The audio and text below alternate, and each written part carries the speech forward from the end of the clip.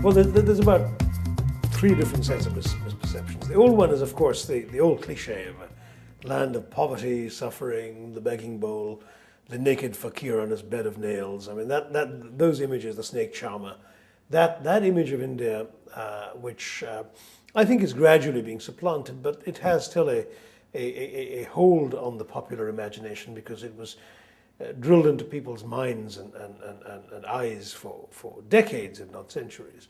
And that image is being gradually dispelled, I think, by the new India of software geeks and computer gurus. So maybe that's changing, but that's certainly one image that I'd like to dispel.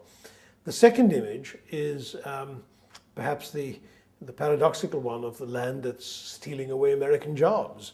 There's now an increasing sense of jobs being outsourced to Bangalore. You know, people get laid off and they say, I've been Bangalored.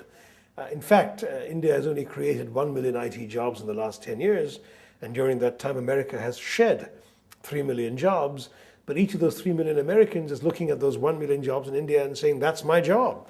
So there is that sense of stereotyping, of misunderstanding, which I think needs to be dispelled, both because it's not true, but also because it plays into a very negative and unconstructive view of today's globalization, which I think is worth dispelling in the interests of Americans and Indians.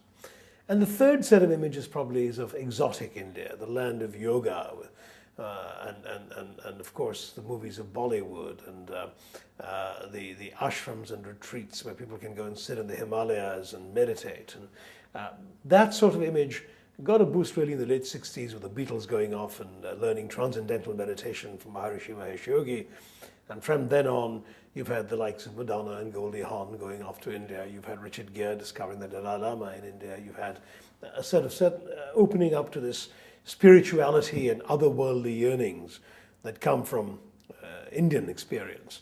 Now, that's not a bad thing. In fact, each of these three stereotypes has some kernel of truth, and I don't want to deny that. Poverty is real. There are 260 million Indians who live on the wrong side of a poverty line that's been drawn just this side of the funeral pyre. So it's real, but it's being overcome, and the other India isn't sufficiently known. The second cliche, as I said, yes, some jobs are being created in India that were lost in America, but it's not the whole story. And third, on the exoticism and the spirituality and the otherworldliness, that's true too. We have more than our fair share of gurus and godmen and seekers of truth and so on. And we do have something to offer to people who want to look for that kind of truth back in India.